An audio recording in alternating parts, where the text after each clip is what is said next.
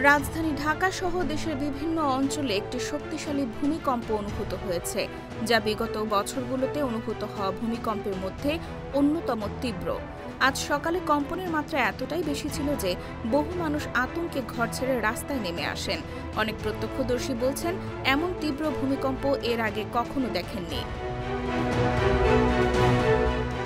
ভূমিকম্পটির কেন্দ্রস্থল ও রিক্টার স্কেলে এর মাত্রা ছিল 5.7, তবে এর তীব্রতা ছিল লক্ষণীয়।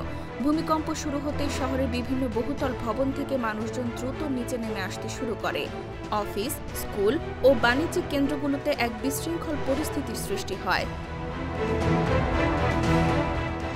মোহাম্মদপুরের বাসিন্দা শায়লা পারভিন বলেন, আমি রান্নাঘরে ছিলাম, হঠাৎ মনে হলো মেঝে দুলছে। প্রথমে বুঝিনি, যখন দেখি জিনিসপত্র পড়ে যাচ্ছে তখন দৌড়ে নিচে নামি। 20 বছরের জীবনে এমন কাঁপন দেখিনি।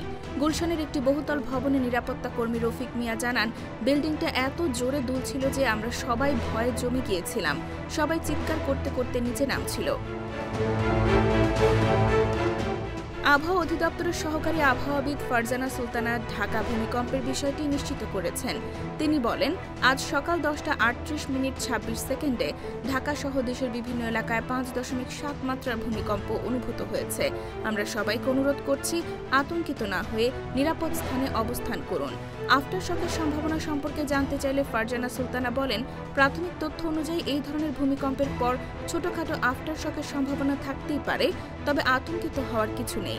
এখন পর্যন্ত তেমন সম্ভাবনা আমরা দেখতে পাইনি। IBTV USA, new York.